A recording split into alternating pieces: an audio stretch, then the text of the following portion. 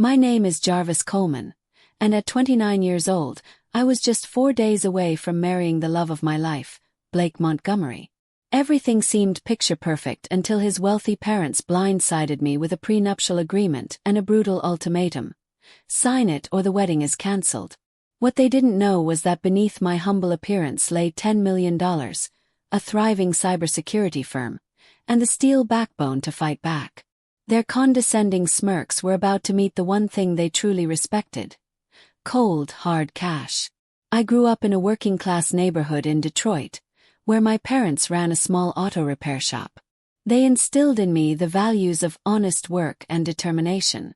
We weren't poor, but every dollar counted. I earned my way through MIT on academic scholarships, burning the midnight oil to maintain perfect grades. After graduating summa cum laude in computer science, I dove headfirst into the tech world with a hunger that surprised even me. My turning point came when my grandmother, Nana Rose, passed during my final semester.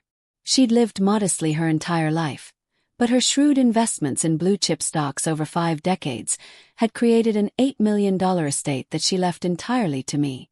I invested most of it wisely and used a portion to launch Secure Shield Tech, my cybersecurity company. By 28, my company's valuation had grown to $2 million, bringing my total net worth to $10 million.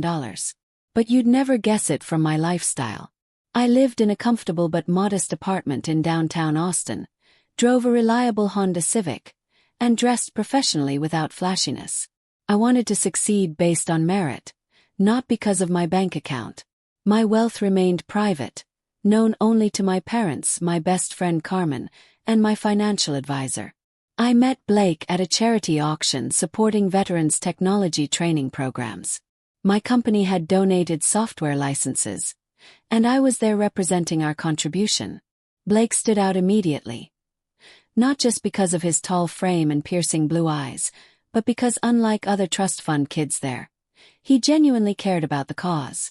We talked for hours about everything from cybersecurity to our shared love of hiking to our mutual obsession with authentic barbecue. When he asked for my number, I didn't hesitate, despite knowing exactly who the Montgomery family was. They were Texas oil money royalty, with a lineage tracing back to early wildcatters.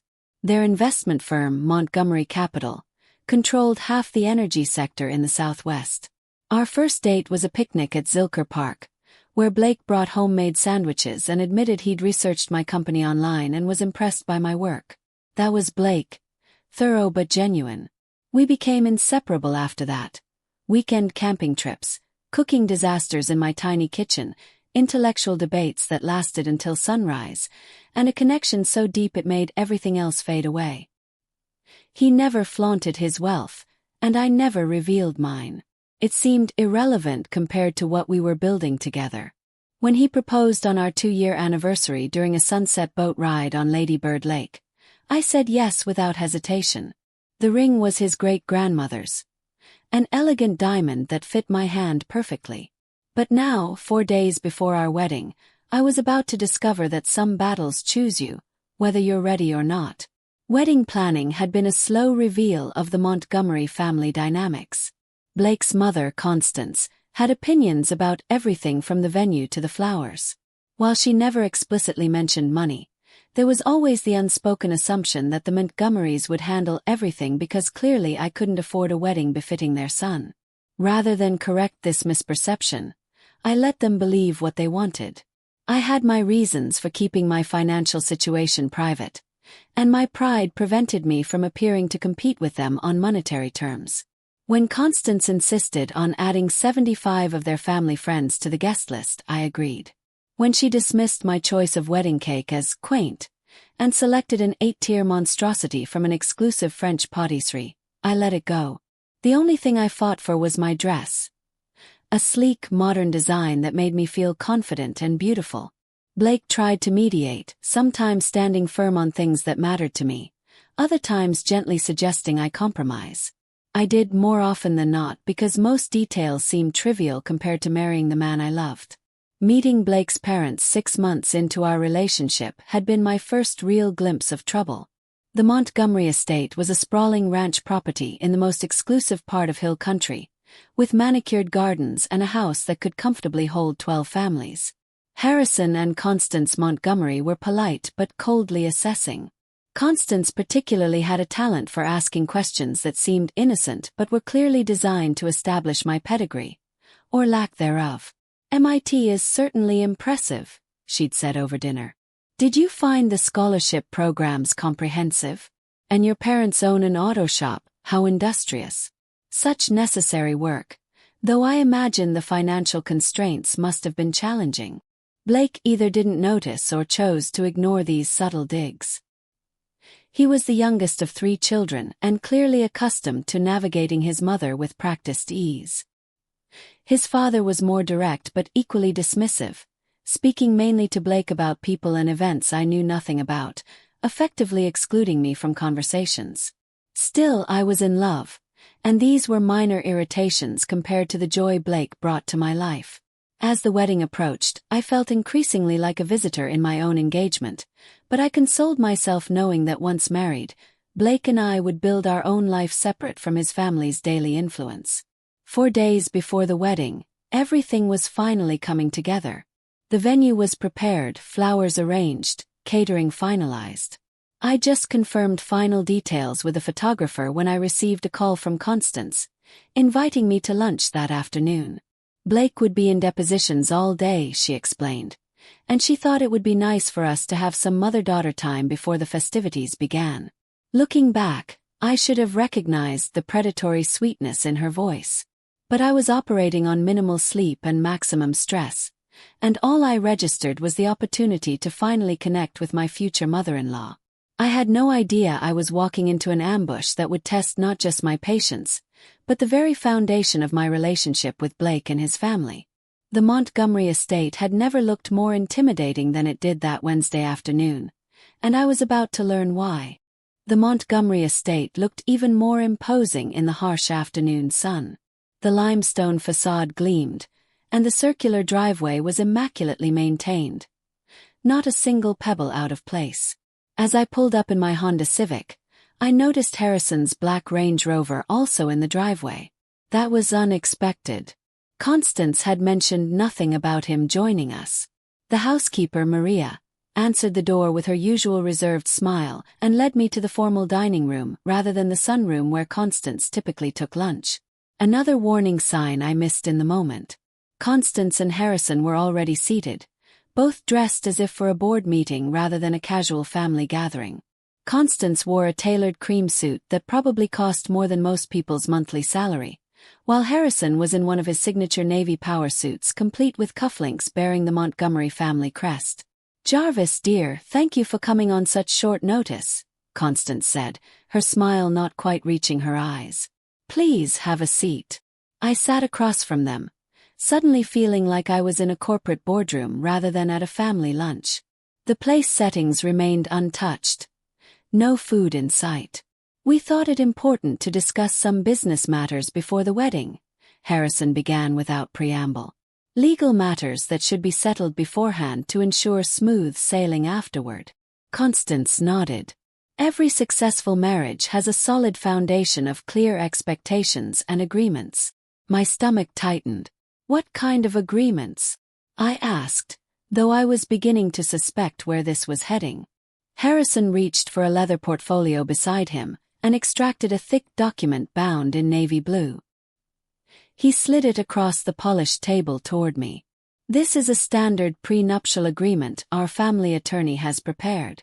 It outlines the protection of family assets and delineates what would occur in the unlikely event your marriage to Blake doesn't succeed." I didn't immediately reach for the document.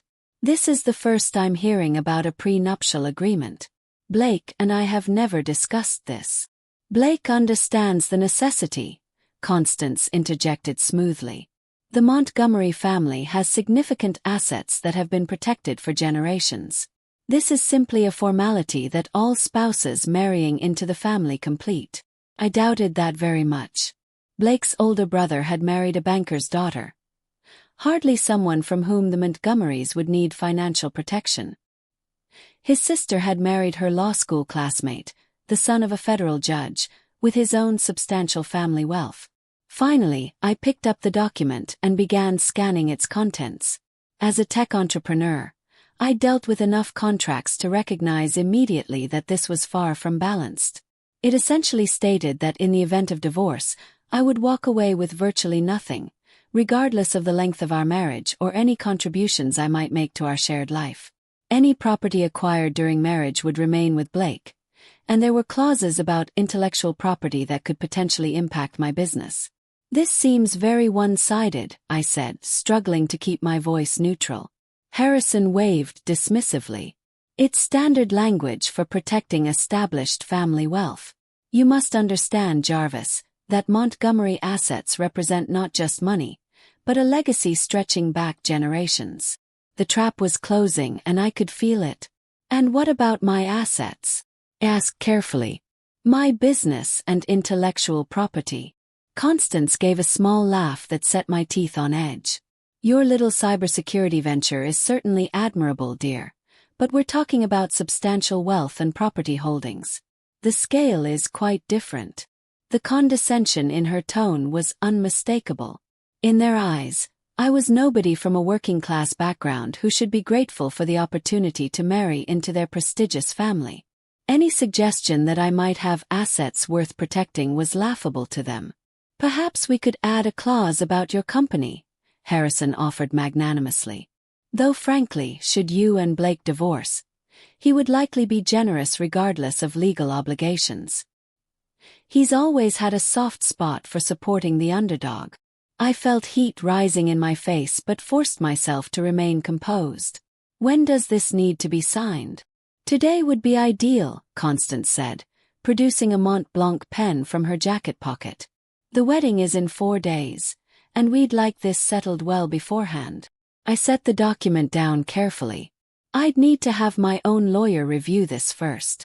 Harrison's eyebrows rose fractionally. Your own lawyer? Is that necessary?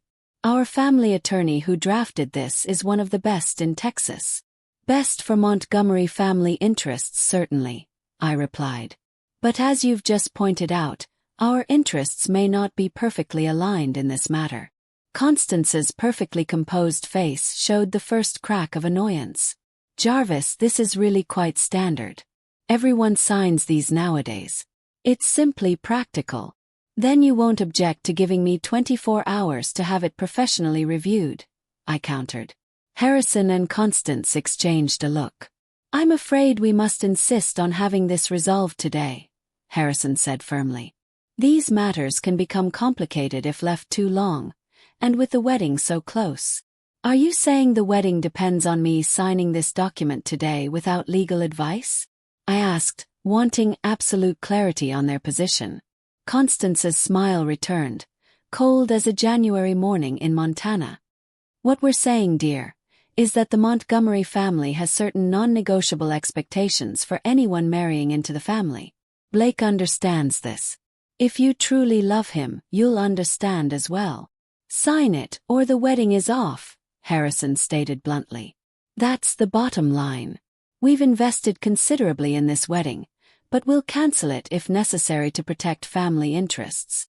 The ultimatum hung in the air between us. I looked from Harrison's impassive business face to Constance's smugly confident expression. They were absolutely certain of their power in this situation. In their minds, I was nobody facing the choice between signing away my rights or losing the man I loved and humiliating myself with a cancelled wedding. They expected me to cave immediately.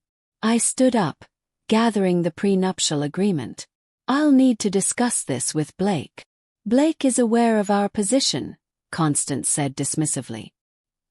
He may have been reluctant to broach the subject directly, but he understands family obligations. That stung more than anything else they'd said. The idea that Blake knew about this ambush and had allowed it to happen made my chest constrict painfully. Little did they know they'd just made the biggest mistake of their lives. Nevertheless, I said, clutching the document perhaps a bit too tightly, I need to speak with him before making any decisions. Harrison stood as well, buttoning his suit jacket in a practiced gesture. You have until tomorrow morning, Jarvis. 9 a.m. sharp.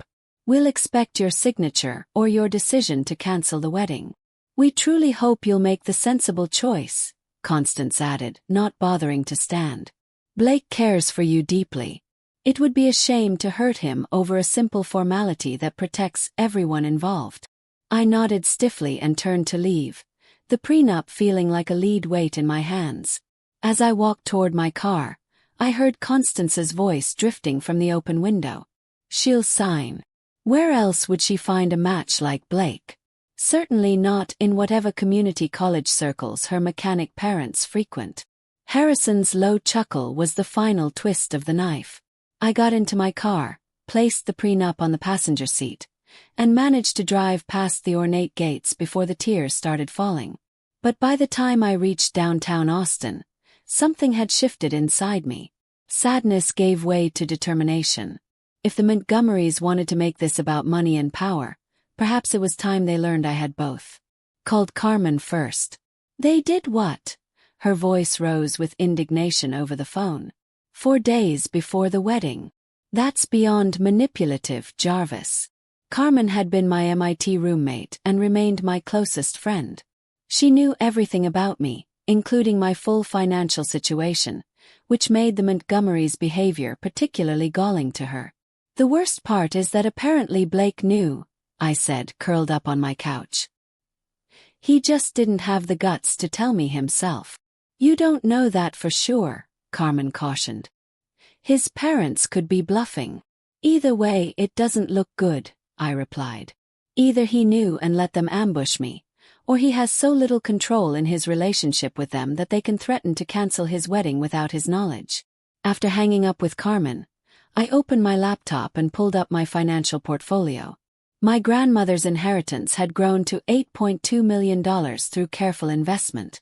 Secure Shield Tech had recently been valued at $1.8 million during our latest funding round, bringing my total net worth to exactly $10 million. For 3 years, I'd kept my financial situation private. Not out of shame, but because I wanted to be loved for myself, not my bank account. But facing the prospect of signing away my rights or losing Blake, I realized my silence had allowed the Montgomerys to construct a completely false narrative about me. They saw me as a gold digger reaching above my station, when in reality I was a successful businesswoman choosing to share my life with their son as an equal. I sent a quick text to my attorney, David Brennan. Need urgent meeting tomorrow morning at 7 a.m. prenup situation, wedding in 4 days. Will explain in person. His response came quickly. We'll be at your office at 7 sharp. Bring all documents. The time for hiding my success was over. The Montgomerys had forced this confrontation, and now they'd have to deal with the real Jarvis Coleman. At 6:45 the next morning, I was already at my downtown office, reviewing the prenuptial agreement line by line. I dressed deliberately in one of my power suits, a tailored charcoal gray that projected confidence and authority. My hair was pulled back in a sleek bun, and I wore the diamond studs my grandmother had given me for graduation. David arrived precisely at 7, immaculate as always in his custom suit. At 68, he was still one of the sharpest attorneys in Texas, with a reputation for being ruthlessly effective while maintaining impeccable ethics. Good morning, Jarvis, he greeted me, setting his briefcase on my conference table. When I received your text, I was quite surprised. You never mentioned a prenuptial agreement in our previous discussions. Because there wasn't one until yesterday, I explained, handing him the document. 4 days before the wedding, my future in-laws ambushed me with this and an ultimatum. David's eyebrows rose as he scanned the document. After 15 minutes of careful reading, he set it down and removed his glasses. This is one of the most aggressively one-sided prenuptial agreements I've seen in 40 years of practice, he stated flatly. And I've seen some doozies. Can you fight it? A slow smile spread across David's face. My dear, I won't just fight it. I'll eviscerate it and replace it with something that actually protects your substantial interests. For the next 2 hours, we worked on creating a new document that protected both my assets and Blake's, established fair terms for property division, and included ironclad protection for my intellectual property and business interests. By 11 a.m., I was ready for the most important conversation of my life. Called Blake. Jarvis, thank God, he answered immediately. Mom said you left upset yesterday. What happened? What happened, I said carefully, is that your parents ambushed me with a prenuptial agreement and told me I either sign it by this morning or the wedding is cancelled. They also implied you were fully aware of this plan. The silence on the other end was damning. Blake. I didn't know they were going to approach you like that, he finally said. I told them I'd discuss it with you myself. So you did know about the prenup. Jarvis, try to understand. Every marriage in my family for generations has had a prenuptial agreement. It's just how things are done.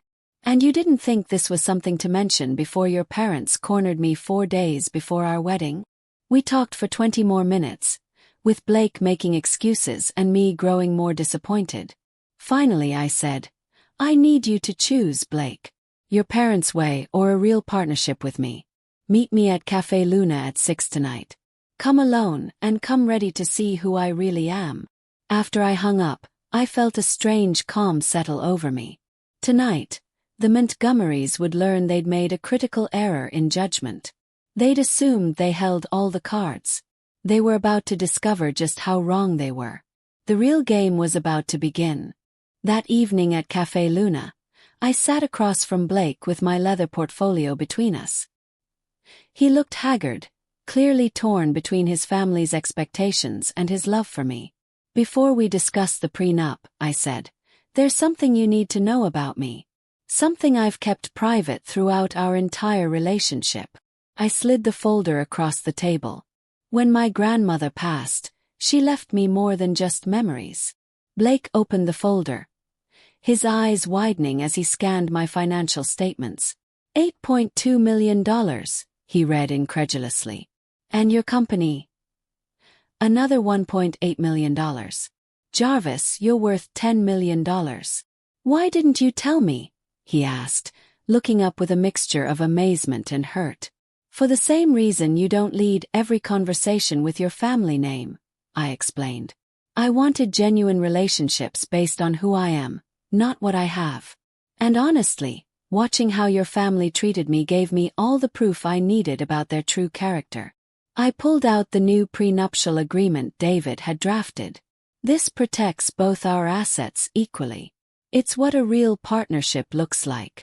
Blake read through it carefully. This is completely fair, he said finally. Balanced protection for both parties. Now comes the real question, I said. Are you ready to present this to your parents as our non-negotiable position? Together. The next evening we met Harrison and Constance at the Four Seasons. The look on their faces when I revealed my financial situation was everything I'd imagined and more. That's impossible, Constance stammered. You drive a Honda Civic. I value financial responsibility over displays of wealth, I replied evenly. Harrison, recovering his composure, reached for my financial statements with barely concealed shock. These appear legitimate, he admitted reluctantly. This changes everything, Constance said, her entire demeanor shifting as she processed the new reality. No, I corrected firmly. This changes nothing about who I am as a person or what I bring to Blake's life. But it does change how you'll treat me going forward. I slid our counter-proposal across the table. This is a fair prenuptial agreement that protects both families' interests equally. Take it or leave it. The room was silent for a long moment before Harrison nodded slowly. We'll have our attorneys review this and get back to you tomorrow. You have until noon, Blake said, his voice steady and strong. And just so we're clear, Jarvis and I are getting married regardless. The only question is whether you'll be part of our lives as respectful family members or not at all. 2 days later, I walked down the aisle in my dream dress, wearing sapphire earrings that had belonged to Blake's great-grandmother, Harrison's peace offering and Constance's acknowledgement of my place in the family. The signed prenup sat in our safe deposit box, its real value having been in the process of creating it. We'd established that our marriage would be a partnership of equals, regardless of family name or net worth. Sometimes the most powerful thing you can do is simply refuse to be less than who you truly are. And sometimes the best wedding gift is the respect you demand for yourself. The Montgomerys learned that day. Never underestimate someone based on appearances. You might just get the shock of your life.